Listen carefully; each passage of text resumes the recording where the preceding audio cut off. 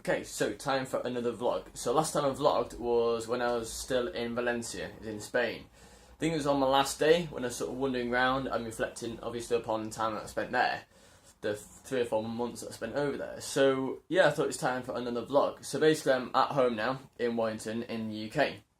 So yeah, the past few days have been interesting and quite fun. Visited relatives and that, and had Christmas, and now it's what, 27th I think, yeah, today. So yeah, basically now I'm just reflecting on what I plan for the new year. However, I don't, like, a lot of people set new ambitions and New Year's resolutions, but I don't think they work, because if you had a strong enough reason to change something, you would have done it anyway.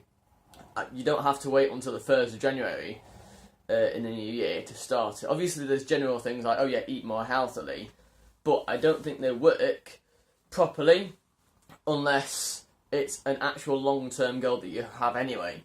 So that's what I think, because a lot of people wouldn't be doing their New Year's resolution at the moment until New Year, but if it mattered to you enough, it doesn't matter whether it's Thursday evening or Saturday morning at 2 AM, if it means that much to you to want to change, then I think that a New Year's resolution won't make it happen anymore, because as soon as it gets to a point when you're a bit bored or you don't want to keep the motivation up, then you lose it, because you would have done it before New Year's anyway if you wanted to make a change. So that's what I think anyway. That's my opinion, based on things that I've tried to do.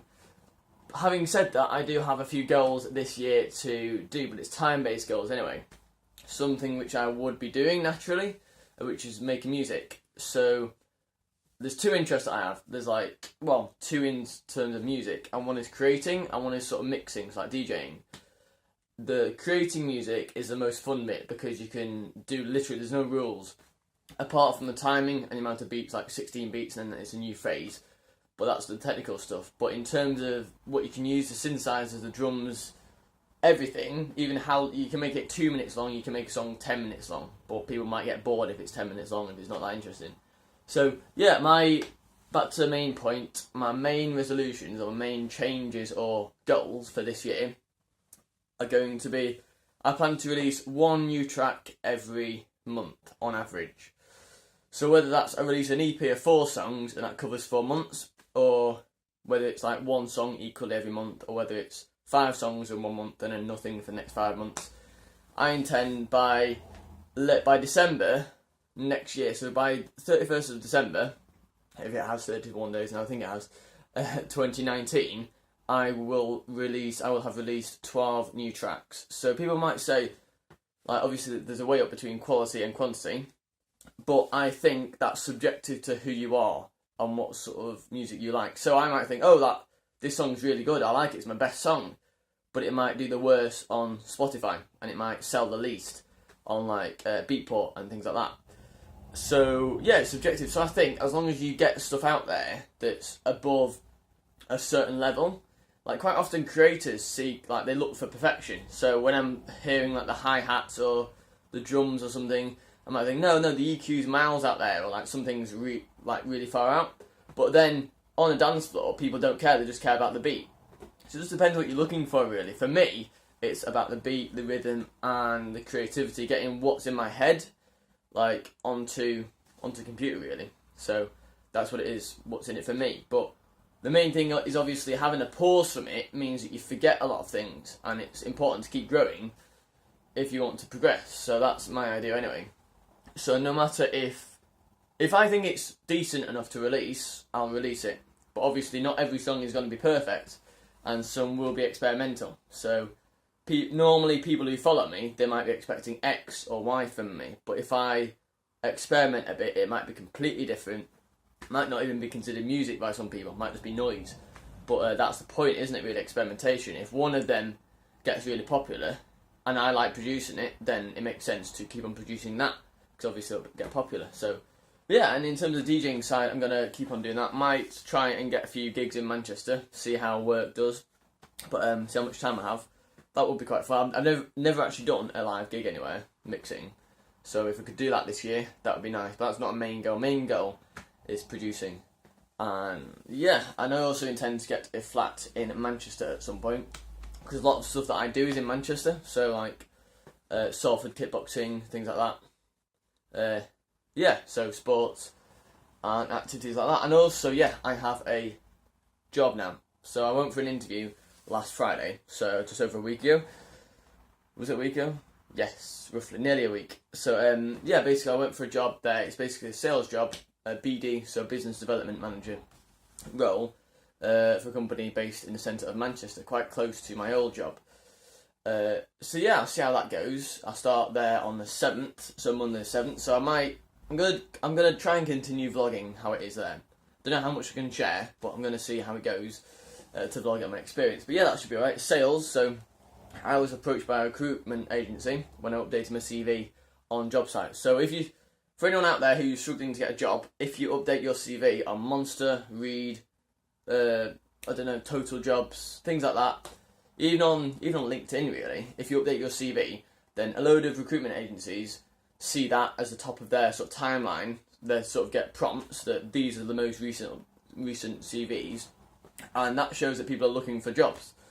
So it makes sense for them to match them with a job, and that's how they get paid. So it's in their best interest to link you to a job. So yeah, if anyone's struggling for New Year's, this is my advice: update your CV online. Make it obviously focus on one niche. If you've got like loads of different niches, just focus on one. So mine was sales, basically, because I have a year experience working for Iris in Manchester for sales. So yeah, selling software. So yeah, this new job role will be selling software. It's quite weird. It's quite like niche software, so I won't go into it now. But yeah, it's similar to my previous job, but it's BD. And yeah, so you have like a basic salary, then on-target earnings. So the idea is the more you sell, the more you get paid. That's the benefit of it. So yeah, it depends how good I am as to how much I earn. But I've got a lot of financial things that I want to do this year as well, like get flying again. So I've got a private pilot's license, as you will be aware if you know me.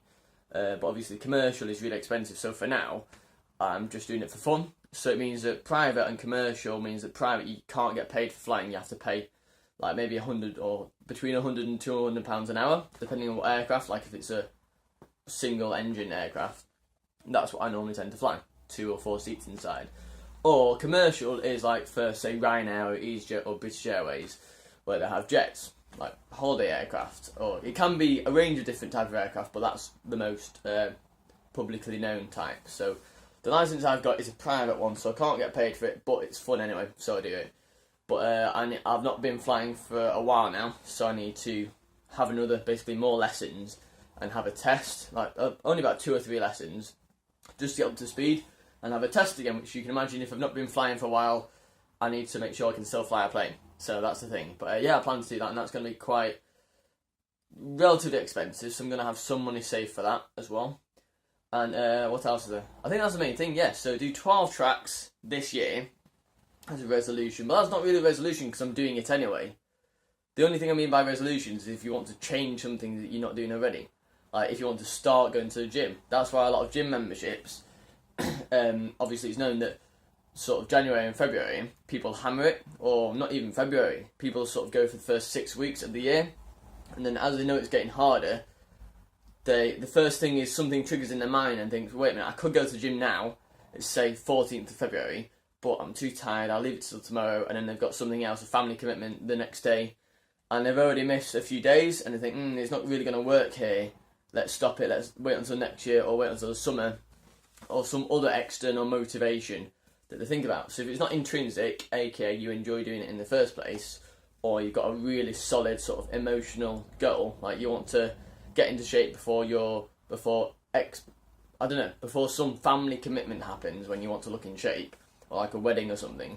If that's the case, then that will work. That has a higher chance of working. So if you've got a wedding in the summer, then having a New Year's resolution for that is more likely. So if it's a big event, it has to matter a lot to you, though, in my opinion. Like for me, karting, for example. So if I want to be fitter, or for kickboxing, that works. But it's not my New Year's resolution because I'd be doing it anyway.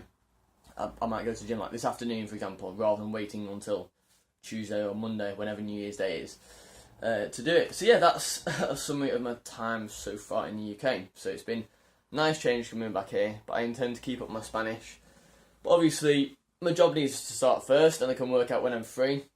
and then plan different evenings and things in the weekend around that, and that's how I plan to do it. So yeah, it's a 10-minute vlog this, but hopefully it provides value to some people, and it's yeah, so let's see what happens.